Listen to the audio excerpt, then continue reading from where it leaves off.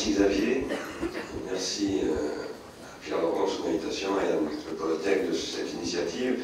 Je dois dire que j'en suis très heureux parce que j'ai une histoire personnelle avec le Parti communiste qui n'a pas tout à fait d'hier, mais qui est extrêmement importante dans ma vie, et à commencer par ma formation intellectuelle. Le premier espace où je me suis formé à essayer de fabriquer, d'utiliser des concepts, c'était le Parti communiste. Donc, et je suis très heureux d'être là ce soir. Pour cette raison et pour bien d'autres que je n'ai pas le temps d'évoquer. Le contexte dont nous parlons, donc, qui est la révolution, qu'on appelle la révolution numérique, ça mériterait d'ailleurs, le mot même révolution mériterait d'être commenté largement. Je ne le ferai pas, mais peut-être qu'on en reparlera tout à l'heure dans la discussion. Le contexte, c'est celui de ce que l'on appelle maintenant, depuis déjà plusieurs années, mais c'est entré dans le débat public, disons du grand public même, depuis quelques mois à peine, c'est le contexte de ce qu'on appelle la disruption. La disruption, qui est un terme encore un peu technique, et dont ce qu'on appelle l'ubérisation est une des facettes. La disruption, c'est un phénomène qui a été un peu théorisé en avance d'ailleurs en 1993 par un Français qui s'appelle Jean-Marie Druck, qui était un théoricien du marketing. Et c'est ce qui aujourd'hui est l'objet d'un enseignement à l'université de Harvard, une chaire consacrée à l'innovation disruptive.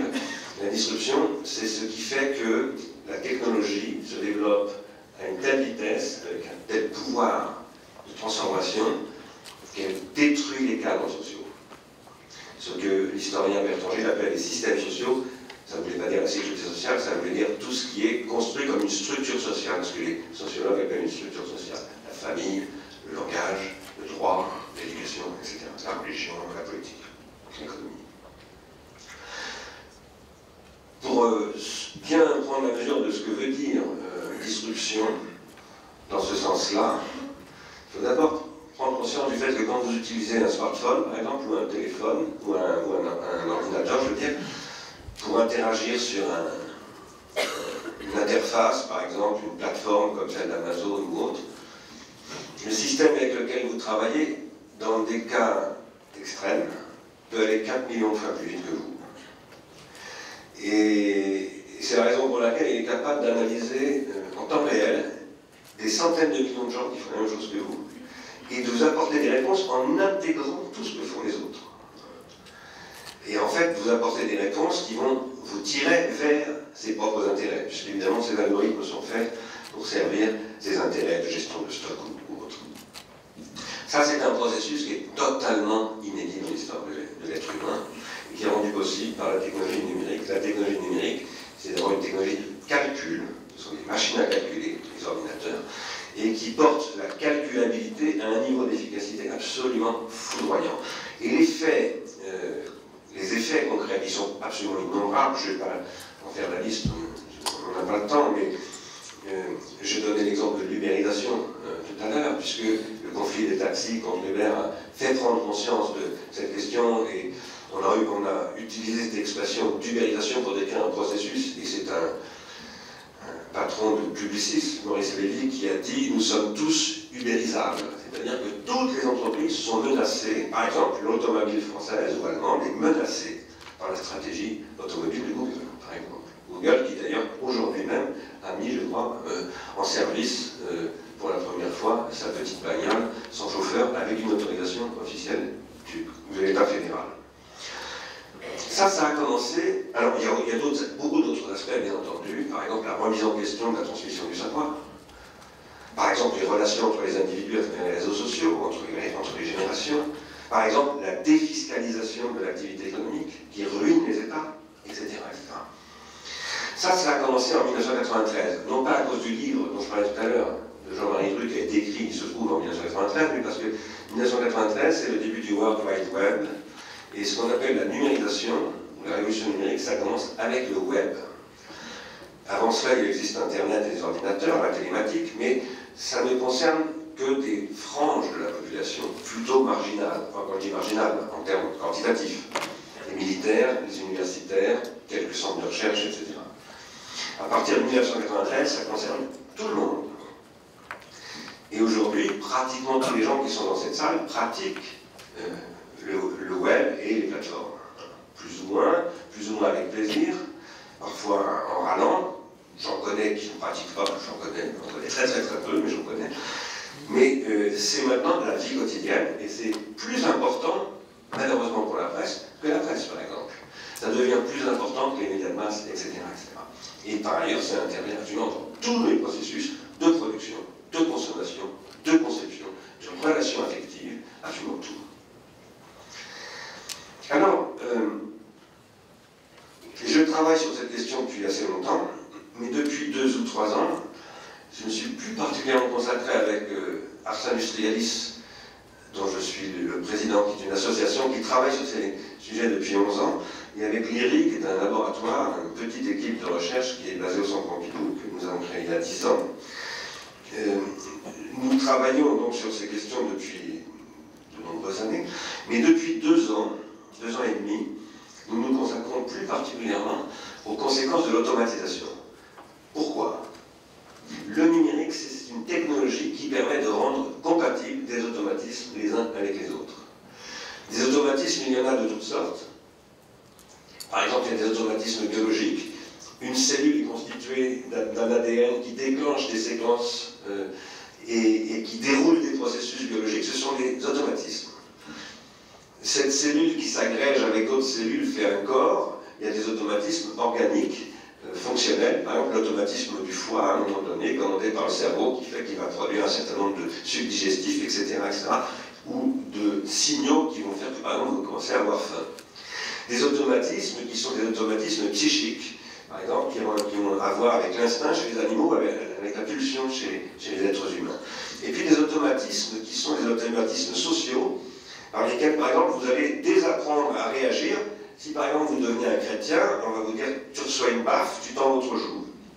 Et on essaie de casser un automatisme, c'est-à-dire une réaction, pour y substituer un comportement symbolique et culturel. Voilà, qu'on va appeler la religion chrétienne, par exemple.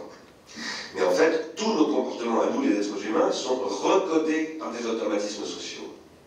C'est le petit Victor de l'Aveyron, vous avez dû entendre parler, dans ce qu'on appelle l'enfant sauvage de l'Aveyron.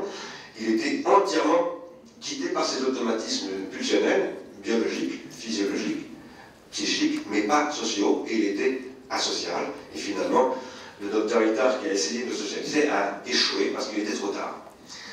Nous sommes en fait des êtres bourrés d'automatismes, et ces automatismes, nous les articulons de plus en plus, et depuis longtemps, depuis l'invention de l'arc, avec des automatismes techniques. Qu'est-ce que c'est qu'un arc? C'est quelque chose qui, si vous le demandez, automatiquement développe une force et nous permet de lancer une flèche à 300 km/h, donc d'attraper une gazelle ou je ne sais pas quoi. C'est le tout début, c'est le tout premier automatisme technique. Et puis les automatismes vont devenir de plus en plus compliqués, de plus en plus complexes, de plus en plus efficaces. Il y a un tournant qui est pris au XVIIIe siècle avec le fameux canard de Vaucanson, et au XIXe siècle commence la première vague d'automatisation, et ça s'appelle la révolution industrielle. Et c'est ce qui est pensé par Karl Marx, et avant Marx et Engels, par Adam Smith. Cette première vague de l'automatisation va instaurer un capitalisme industriel caractéristique du XIXe siècle, qui va prolétariser massivement les travailleurs manuels. Et cette prolétarisation va faire en sorte que les automatismes sociaux qui avaient été appris par les travailleurs manuels en tant que compagnons, que artisans, etc., bien, ils vont être transférés dans les machines. C'est ce que décrit Adam Smith en 1776, et c'est ce que reprennent Marx et Engels en 1848 dans le Manifeste communiste. Et ce transfert des automatismes de savoir vers les machines dépossède les travailleurs de leur savoir. Il transforme les ouvriers en prolétaires. Il y a une deuxième vague d'automatisation qui arrive au début du XXe siècle, qui est théorisée à la fin du XIXe siècle par Frédéric Taylor, et qui va conduire à ce qu'on appelle le taylorisme et le fordisme. Cette deuxième vague d'automatisation va créer un deuxième stade de la prolétarisation. D'abord, du côté des travailleurs manuels, ils vont être des travailleurs à la chaîne, donc c'est beaucoup plus difficile encore que la condition du travailleur prolétarisé du XIXe siècle, mais ils vont être mieux payés.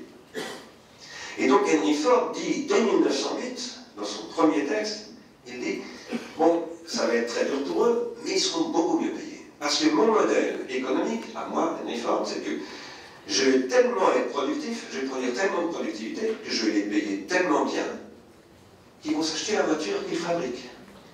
C'est ça le modèle fordiste, qui va en fait prendre 25 ans pour se concrétiser véritablement, qui va attendre que Roosevelt et Keynes en 1933 instaurent un nouveau stade du développement du capitalisme qui s'appelle le welfare state, à la façon du New Deal, et qui va prolétariser beaucoup plus encore les travailleurs manuels, mais surtout les consommateurs.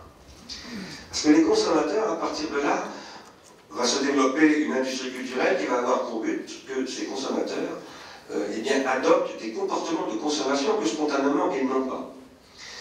Par exemple, il est très important de savoir que jusqu'en 1920, aux États-Unis, il n'y avait pas de boulangerie. Tous les Américains faisaient leur pain. Alors c'est une pratique religieuse, et c'était quelque chose qui était très important. Les mères de famille fabriquaient les vêtements, etc., etc. Et à un moment donné, on a décidé de totalement stopper ce type de production à domicile et de développer une industrie de la panification, de la boulangerie, et une industrie agroalimentaire, une industrie du vêtement, etc., etc.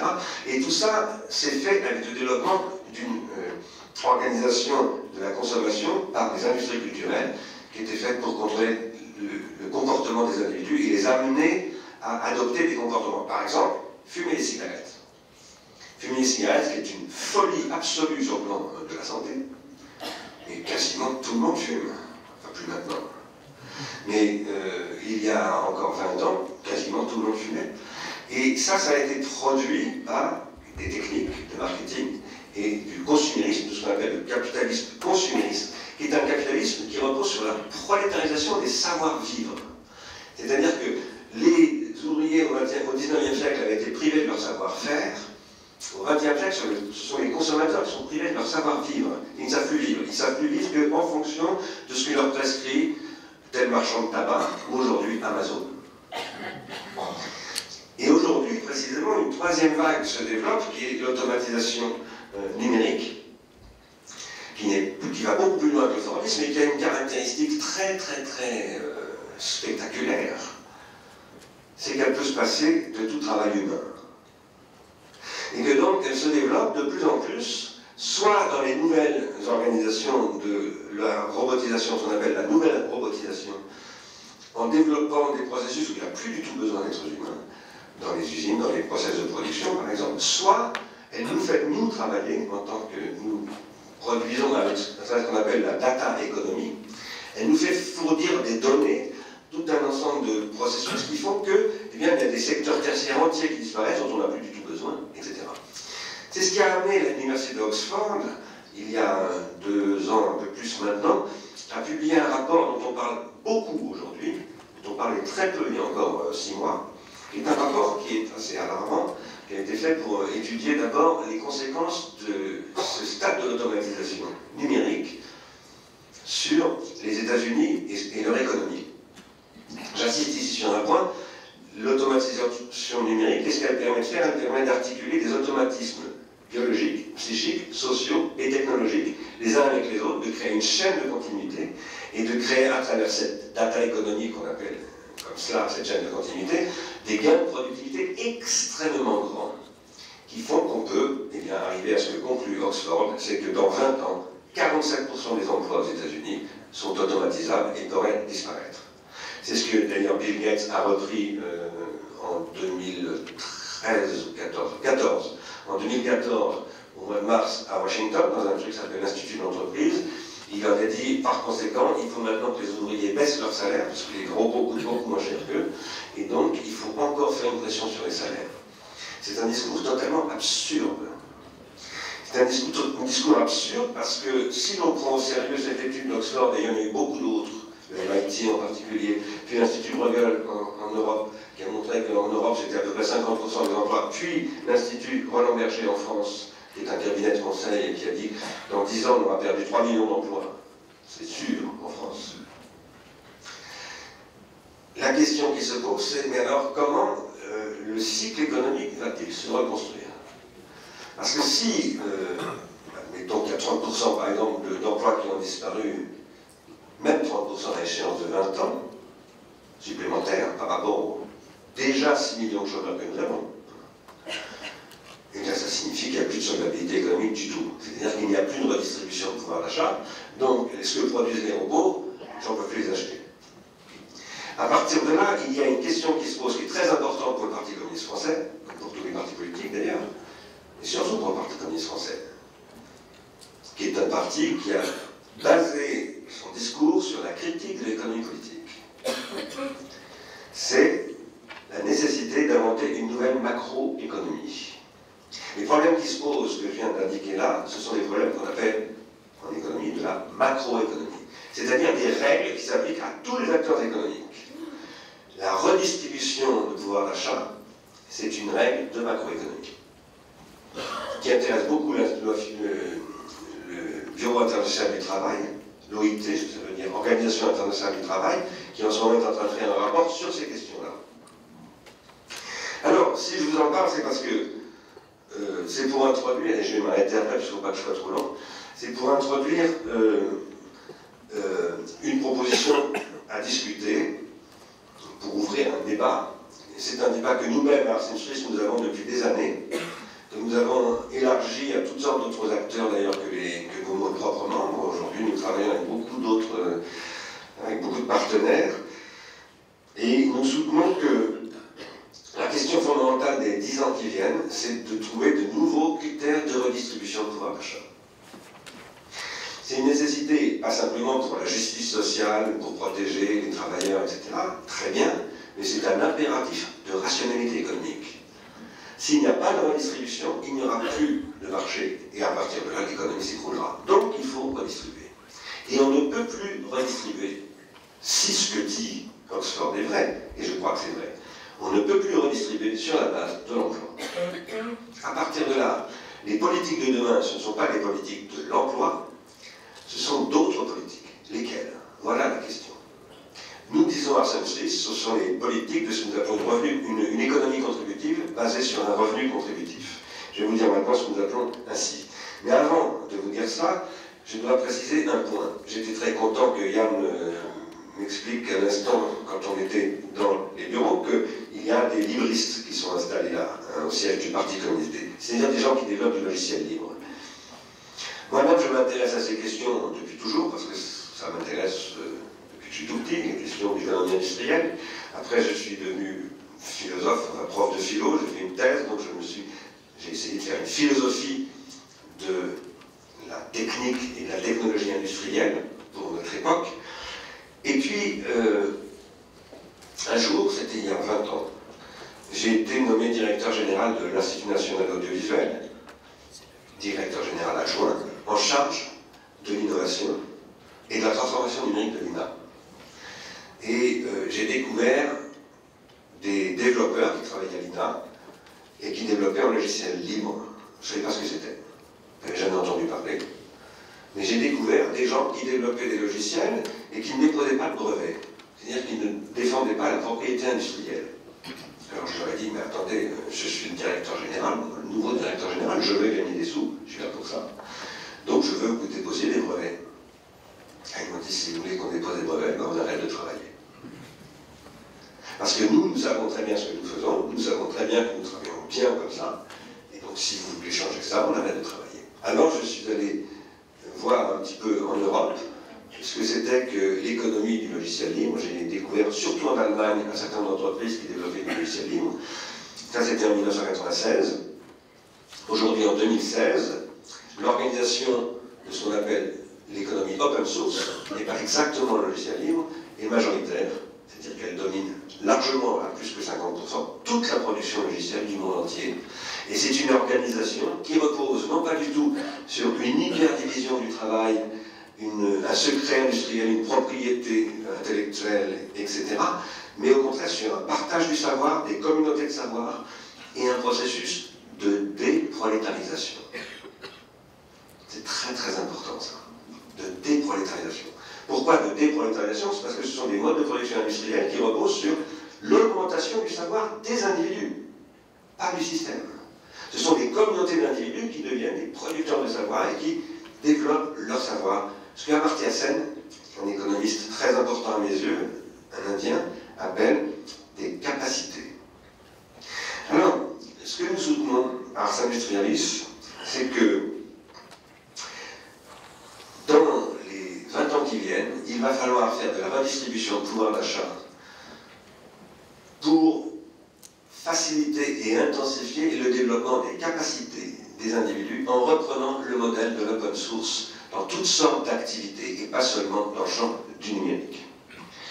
Si nous disons cela, c'est parce que nous avons été frappés par un livre d'Amartya Sen qui s'appelle « Un nouveau modèle économique » où il met en évidence quelque chose qu'il découvre au début des années 70, et il est à l'époque encore relativement jeune, aujourd'hui il a 90 ans, il fait une étude d'économie, il est économiste de la famine en fait, il est spécialisé des économies de famine.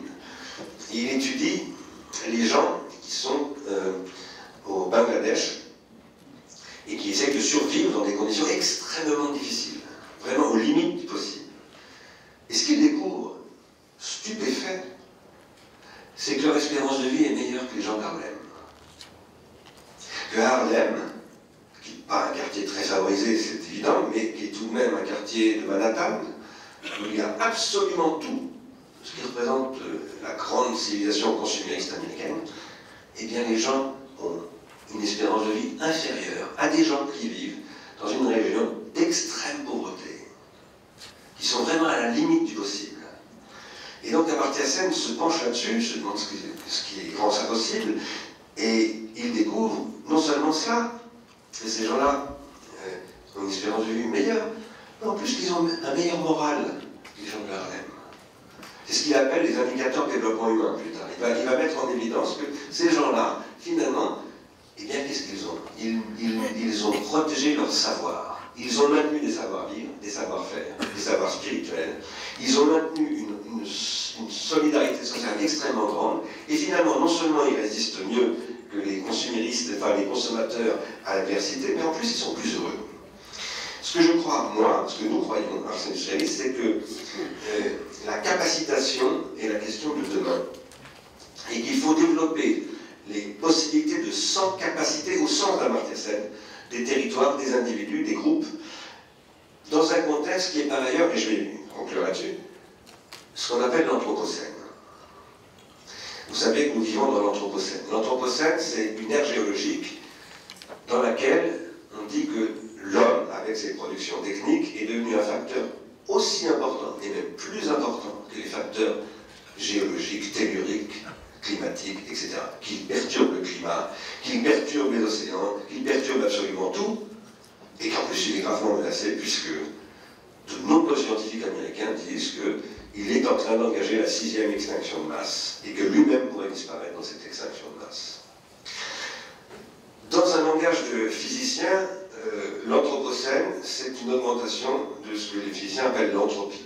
L'entropie, c'est ce qui est provoqué, c'est ce qui a été découvert en 1824 par un Français qui s'appelait Sadi Carnot, qui a mis en évidence, en étudiant le fonctionnement de la machine à vapeur, que l'énergie se dissipe et que cette dissipation est irréversible, qu'on ne peut jamais la récupérer, et que cette dissipation de l'énergie, eh bien, elle crée du désordre. Enfin, c'est pas Sadi Carnot qui a dit ça, c'est plus tard, ce sont d'autres physiciens au XIXe siècle puis au XXe siècle qui ont mis en évidence que l'entropie, c'est en fait la désorganisation, c'est-à-dire la mort. Je dis souvent que la première formulation de la théorie de l'entropie, elle n'est pas du tout de Sadi Carnot, elle est de la Bible, dans la Genèse, livre 3. Tout redeviendra poussière. C'est ça que dit la théorie de l'entropie. C'est que tout est voué à la poussière, à devenir poussière, c'est-à-dire à la mort. Mais il y a une théorie qui apparaît au XXe siècle, la théorie de ce qu'on appelle l'entropie négative, ou la négantropie, et qui dit que le vivant est capable de changer cette logique, et de produire de la négantropie, c'est-à-dire de différer son devenir poussière. Il retourne de toute façon à la poussière, mais il peut, le vivant, différer la loi de l'entropie, lutter contre elle pendant un certain temps. Nous, aujourd'hui, nous vivons dans une société qui s'appelle l'anthropocène, qui est extrêmement consumériste, et qui fait monter le taux d'entropie dans la biosphère à des niveaux absolument insupportables. La valeur économique de demain, ça sera de produire de la négantropie. C'est pour ça que nous suggérons, nous préconisons une hypothèse que nous avons testée en Seine-Saint-Denis sur les territoires de pleine commune, avec Patrick Molenbeek et les 9 communes de pleine commune, qui est l'instauration d'un revenu contributif, et qui est un revenu qui repose premièrement sur la pratique de l'open source, c'est-à-dire du partage de savoir, la création de communautés de savoir. Deuxièmement, le transfert, la transposition de ce qu'on appelle le régime des intermittents du spectacle, et pour faire en sorte qu'on donne à chacun, à partir d'un certain âge, sortant de l'école, ou en étant encore à l'école, ou encore à l'université, un revenu contributif, qui est un revenu qui donne le droit et le devoir de développer ses capacités dans des communautés de savoir, en utilisant les technologies numériques, parce que les technologies numériques, ce sont des technologies qui permettent de développer ces communautés de savoir. C'est ça qui est intéressant dans le numérique.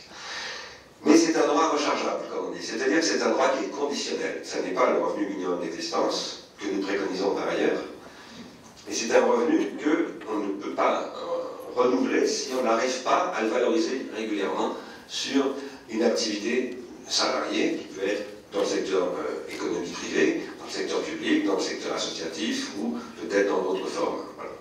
Ça, c'est ce que nous appelons l'économie de la capacitation et de la contribution. Et nous pensons qu'il faut expérimenter ce genre de choses de toute urgence, parce qu'il faut aller très vite, mais en même temps sans se presser. Il faut aller très très vite, c'est-à-dire qu'il faut tout de suite ouvrir des perspectives tout à fait nouvelles, tout à fait inédites et réalistes et rationnelles. C'est pour ça que tout ce travail que nous sommes en train de développer à pleine commune, il va être accompagné par des laboratoires qui vont analyser tout ce qui va se passer et qui vont critiquer les processus prévus, etc. Et c'est un projet sur 10 ans. Donc c'est un projet qui donne le temps de quoi? De faire que on ne va pas arrêter les ordinateurs qui marchent 4 millions de fois plus vite que nous. Hein. On ne va pas tout à coup dire allez, on arrête la disruption, non. Mais on va faire en sorte que la disruption soit mise au service du développement social, pas au service du pillage de l'économie européenne par la Silicon Valley. Je ne dis pas ça contre la Silicon Valley, j'y vais souvent et j'admire beaucoup les gens qui y travaillent, mais je pense que c'est un drame et un scandale même que le web qui a été conçu en Europe soit en fait exploité aux États-Unis. Il est temps que les Européens s'acculturent complètement à ces processus, s'en emparent. C'est une révolution industrielle. Ça suppose de réinterpréter, pour moi, Marx. Moi, aujourd'hui, je me définis comme post-marxiste. Je lis beaucoup Marx. Je vais faire un séminaire d'ailleurs sur Marx et Engels là, très bientôt. Mais je pense qu'il faut lire Marx au XXIe siècle. C'est-à-dire en regardant tout ce que Marx ne pouvait pas voir. Marx ne pouvait pas voir tout cela, même s'il a vu beaucoup de choses. Par exemple, dans un texte qui a été très peu commenté, quand j'étais membre du Parti communiste moi-même, qui s'appelle les Grundrisse, ce qui est traduit en français, les fondements de la critique de l'économie politique, qui est un texte, un manuscrit en fait, qui n'a pas été publié à l'époque de Marx, mais dans lequel il y a un chapitre fantastique, dans lequel Marx dit, parce qu'il avait des intuitions géniales, peut-être que tout s'automatisera, peut-être que tout le savoir passera dans les machines. Et à ce moment-là, ça posera un problème, il n'y aura plus d'emploi, il n'y aura plus de travail. Et qu'est-ce qu'on fera à ce moment-là? Il faudra inventer quelque chose de tout à fait nouveau. Ce n'est pas la même analyse que le capital, que les analyses du capital. Ce que je suis en train de vous dire, c'est un vrai sujet pour le Parti communiste, c'est que la question n'est plus ici la dictature du prolétariat et la puissance négative du prolétariat, c'est la déprolétarisation, c'est-à-dire le passage au-delà, quand il n'y a même plus de prolétarisation, parce qu'il n'y a même plus d'emploi. Voilà. C'est une façon d'ouvrir la discussion. Et je m'arrête là, pardon, on devrait être un peu... Nous ne disons pas que le salariat va disparaître. Nous disons qu'il ne va plus être le pivot de l'économie. Et le revenu contributif, pour revenir à la proposition très pratique que nous faisons, c'est un revenu donc, qui suppose un droit rechargeable, un droit à un développement de ses capacités, sous condition de passer par une période de salariat, ce qui est le cas des intermittents du spectacle. D'ailleurs, je voudrais souligner un point ici qui vraiment est important, je tiens beaucoup, c'est que les intermittents du spectacle, pourquoi est-ce qu'ils ont ce droit? Parce qu'ils produisent de la négantropie. C'est-à-dire parce qu'ils produisent des choses qui ne sont pas productives par une machine. Il y a, évidemment, j'ai déjà eu des spectacles de robots, etc., mais on n'attend pas que ce soit des robots qui fassent des films, en général des pièces de théâtre, même si ça peut, voilà. J'ai même moi-même, d'ailleurs, contribué à quelqu'un de développer ce genre de choses, mais ce sont des exercices à la limite. Qu'est-ce que je veux dire dans ça? C'est que dans le régime de l'intermittent aujourd'hui, ce qu'on attend d'un intermittent et qu'on protège, il est très menacé en permanence, ce régime, il est très défendu par le Parti communiste d'ailleurs notamment, c'est la possibilité de produire du nouveau, de l'inédit, du non-standard. Voilà. C'est ça le problème de l'intermittent. Et nous façon que dans l'économie de demain, ce sera de plus en plus ce dont on aura besoin pour lutter contre les effets catastrophiques de l'anthropocène, dans tous les domaines, pas simplement... Il y a une dame qui m'a écrit il n'y a pas longtemps, qui m'a presque, pas insulté, mais elle m'a dit « Ouais, vous dites que les employés font rien d'intéressant, etc. » Parce que je disais, l'emploi est transformable par un automatisme, le travail ne l'est pas. C'est pour ça que je distingue le travail de l'emploi. Elle s'en est prise à moi parce qu'elle me disait « Je suis employé, moi je suis infirmière, je ne suis pas automatisable mon métier. » Et précisément, pour moi, une infirmière, ça travaille précisément. On ne peut pas substituer, même s'il y a des projets, comme vous le savez, au Japon par exemple, de remplacer des personnels soignants par des robots. Quoi qu'il en soit, il y a là une question en termes de macroéconomie qui est très importante. Il y a, dans le modèle du régime d'intermittent, il y a une période de 3 mois, un peu plus que 3 mois, de salariat, et ça reste une question essentielle. Après, moi, je pense qu'une question qui doit être débattue au sein du Parti communiste aujourd'hui, si cette perspective-là que nous essayons de concrétiser mérite d'être prise au sérieux, et je crois qu'elle le mérite vraiment en effet, c'est disparition du capitalisme ou pas. En fait, moi, je ne suis pas sûr que le capitalisme soit appelé à disparaître à brève échéance. Non seulement j'en suis pas sûr, mais je vais vous parler très franchement, je ne le souhaite pas. Je ne le souhaite pas parce que je ne connais pas aujourd'hui quiconque qui soit capable d'organiser une économie macro ou microéconomique qui soit capable de se passer aujourd'hui de ce que Marx appelait des infrastructures et des superstructures du capital. En disant ça, je ne suis pas en train de dire qu'il faut éterniser et ontologiser le capital comme étant le destin inéluctable de l'humanité. Pas du tout. Je ne crois pas ça du tout. Par contre, je pense qu'il est extrêmement important de tenir un discours très clair qui consiste à dire, enfin, en tout cas c'est le discours que j'essaie de tenir moi, consiste à dire certainement que le capitalisme sera dépassé. De toute façon, il est récent, et plus les choses sont récentes, moins il dure longtemps. Donc, il est très vraisemblable, à tous égards, que le capitalisme sera dépassé. Mais à court terme, c'est pas du tout évident. Et d'ailleurs, il y a des formes de capitalisme, il n'y a pas le capitalisme. Une des faiblesses, parfois, du marxisme, ça a été de massifier le capitalisme. Il y a toutes sortes de capitalisme. Le capitalisme allemand n'est pas du tout le capitalisme français, qui n'est pas américain, qui lui-même est très différent du capitalisme japonais, etc. Et en disant ça, qu'on comprenne bien, je ne veux pas dire du tout qu'il faut protéger le capitalisme. J'ai dit, par contre, je l'ai écrit il y a déjà longtemps, 12 ans, il fallait protéger le capitalisme contre lui-même. C'est-à-dire contre ceux qui, dans le capitalisme, développent des comportements de prédation qui deviennent extrêmement dangereux pour tout le monde, y compris le capitalisme, et d'abord pour nous, bien entendu. Et à partir de là, je pense qu'il va falloir négocier une rationalité économique qui restera en grande partie liée au capitalisme. Et qu'il faudra que ce capitalisme négocie avec un espace qui est l'espace des communs, typiquement. Mais l'espace des communs est aujourd'hui intégré en grande partie par le capitalisme. Par exemple, l'open source et le logiciel libre, c'est le capitalisme qui les fait fonctionner. Et donc il va y avoir une espèce de nouveau compromis historique à trouver, qui n'est pas le compromis fordo-keynésien, qui n'est pas le compromis du Parti communiste italien, et qui n'est pas une compromission, qui ne doit pas dire nous renonçons à... Non, mais qui, je crois, développe un agenda qui puisse s'inscrire et vraiment mobile, parce que je pense que comme on les appelle autrefois, les masses, ne croient plus au bonsoir. Et qu'il faut, et qu'elles ont raison, et qu'il faut, du coup, non pas tenir un discours, appelons-le, comme on disait autrefois, social-démocrate, etc., ou réformiste, mais qu'il faut tenir, il faut changer de régime, en fait. Il faut changer on change d'échelle de problème, on change de type de discours, et je crois qu'il y a à négocier véritablement un très très grand virage que va devoir se prendre à l'échelle planétaire en plus, et avec une intelligence économique tout à fait nouvelle. Moi je crois que ce que vous pouvez appeler les forces progressistes, et je me reconnais dans cette expression, c'est pas grave pour le progressisme, doivent aussi devenir prescriptrices de politiques industrielles. Je veux dire par là que, je vais revenir un tout petit peu sur le web, je pense que le web qui a été développé en Europe, qui est devenu un bien commun d'une certaine manière, enfin disons qui a été livré dans le public à l'initiative du CERN, qui est une institution européenne, et par la décision des chercheurs qui avaient développé tout cela, qui considéraient qu'ayant été payés par la puissance publique européenne, ils n'avaient pas approprié le brevet. Ils auraient très bien pu essayer de s'approprier tout cela.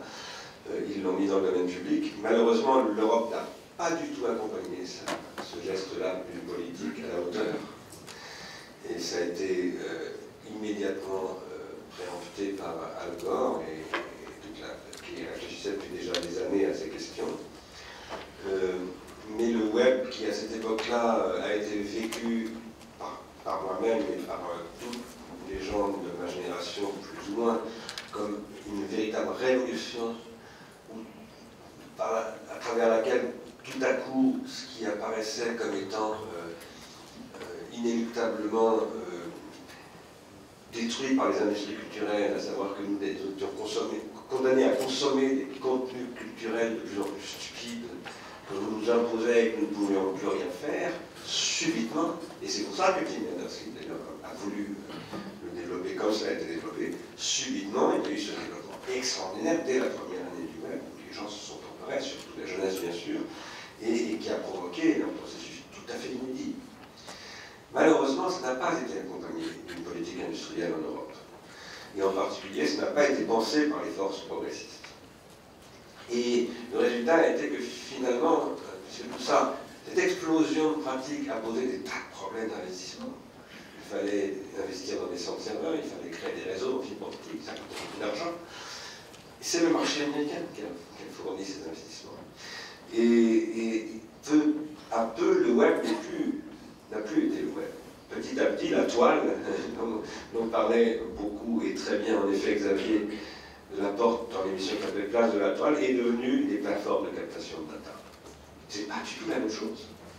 Et je crois, moi, qu'il faut que les forces progressistes aujourd'hui proposent des projets industriels nouveaux, des visions nouvelles.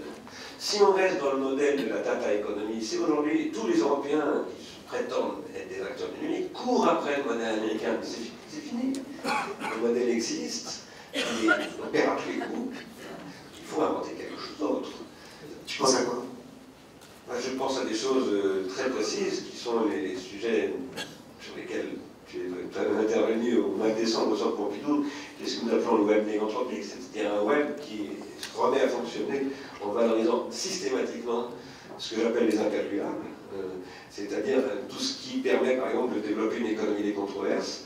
Pourquoi une économie des controverses? Parce que tous les gens qui ont étudié la science un peu sérieusement, l'histoire des sciences, savent que la science s'est constituée par une régulation des controverses. Et que ça, c'est ce qui fait la richesse, je reviens à mon truc de négantropie, c'est ce qui fait la richesse du savoir et donc des formes de vie, de la diversité culturelle, etc. etc. Au départ, le web soutenait cela, et c'est pour ça qu'il a eu ce succès extraordinaire. Maintenant, c'est plus du tout ça, c'est un système de captation à pleine commune, avec Orange, nous allons travailler sur ce sujet-là. C'est-à-dire que développer des nouvelles architectures de réseau qui permettent de tracer des singularités qui ne sont pas calculables, mais qui par contre conduisent à l'invention de nouveaux types de réseaux sociaux qui ne sont pas basés sur du point à point entre individus, ça c'est le modèle Facebook, mais qui sont basés sur des dispositifs de création de groupes qui se rassemblent pour à un moment donné mener des luttes, par exemple, dans des controverses. Quand je dis des luttes, ça peut être autour du football, ou autour de, c'est pas forcément des luttes politiques ou économiques, ou des luttes épistémologiques, ou des luttes, des débats d'idées, etc.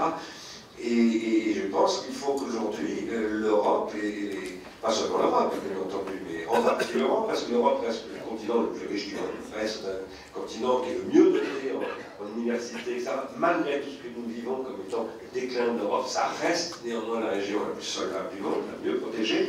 Elle doit absolument réinvestir et réinventer l'université, réinventer l'école, etc. Mais pas pour dire on met des tablettes dans les écoles.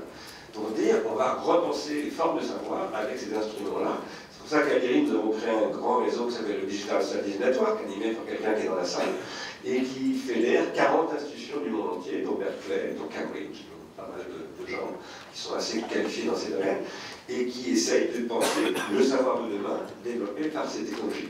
Mais c'est pas avec Twitter, ou avec je ne maîtrise pas du tout Twitter, nous avons développé nous-mêmes à l'IRI, comme tu le sais, c'est un truc avec Twitter, mais je pense qu'il faut revenir aux questions fondamentales qui étaient posées par le CERN en 1989 et qui n'ont pas du tout été, qui ont été détruites, en quelque sorte, ont été éliminées par la logique du marché, la pure logique du marché, qui produit des comportements massifs qui sont insoutenables et qui en plus sont pas solvables.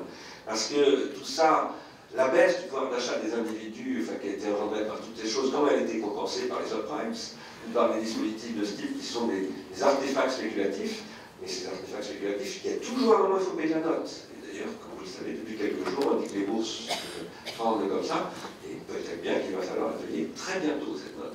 Et donc, il faut inventer des politiques industrielles qui ne sont plus du tout basées sur la prédation de ce type, qui détruit, c'est du pillage vers ces dispositifs, c'est véritablement reconstruire une économie solvable, capitaliste ou pas, je dirais, c'est presque secondaire pour moi ici. La question, c'est de valoriser les communs, de les valoriser intelligemment, et de reconstruire une perspective aussi en Europe pour que, voilà, il n'y ait pas trop de kalachnikov dans les rues, dans les bidonvilles. Je pense que, en fait, les révolutions sont toujours produites en partie par des dispositifs matériels, mais que ce n'est pas autosuffisant. Donc il n'y a rien qui soit unicausal. Les hommes qui font les révolutions sont transformés par les technologies qui les bousculent, etc. Et j'ai essayé de théoriser ça dans un livre qui s'appelle La technique et le temps, et j'ai développé un concept qui s'appelle Sous-trait barbare, double redoublement épocal. C'est-à-dire que toute révolution passe toujours par deux dimensions. Une dimension qui est provoquée par ce que probablement Yann Le Polotek veut désigner lorsqu'il dit entre émancipation et aliénation, ce qu'il appelle un pharmacone. Le numérique est un pharmacone, c'est un poison et un remède en même temps. Et en effet, ce sont les hommes qui peuvent prescrire des thérapeutiques qui font que le pharmacone va devenir un remède et pas un poison. Donc on en est bien d'accord, mais ce n'est pas l'un ou l'autre. Ce sont les deux. Quant au travail, je n'ai jamais dit moi que le travail disparaissait, j'ai au contraire publié un livre qui s'appelle L'emploi est mort, vive le travail. Au contraire, le travail commence. Mais le travail, ça n'est pas l'emploi. Il définit le travail. Pendant longtemps, on a été habitué, dans les partis ouvriers, communistes ou autres, à dire le travail, c'est le travail salarié, c'est forcément l'emploi. Parce que l'emploi, le mot emploi, c'est depuis les années 30 l'emploi, c'est-à-dire depuis le modèle keynésien. Et aujourd'hui, il faut arriver à penser le travail comme l'avenir. C'est pas du tout la fin du travail. Ça, c'est le discours de Rifkin, j'ai jamais écrit une seconde à ce truc-là. C'est le début du travail, au contraire. Mais c'est le travail qu'il faut repenser tout à fait autrement. Et selon des modèles, alors qui sont, oui, je suis d'accord, partage plutôt que redistribution. Mais je dirais qu'il ne faut pas se payer trop de mots. Moi, ce qui m'intéresse dans le mot redistribution, c'est pas tellement le mot, c'est la fonction économique. C'est-à-dire qu'une économie où il n'y a pas de redistribution ne peut pas fonctionner. Et il faut opposer une rationalité. Les gens veulent des choses claires et nettes. Il faut opposer une rationalité à un discours totalement irrationnel. Quand Bill Gates dit il faut mettre en compétition les robots avec les travailleurs, c'est totalement irrationnel.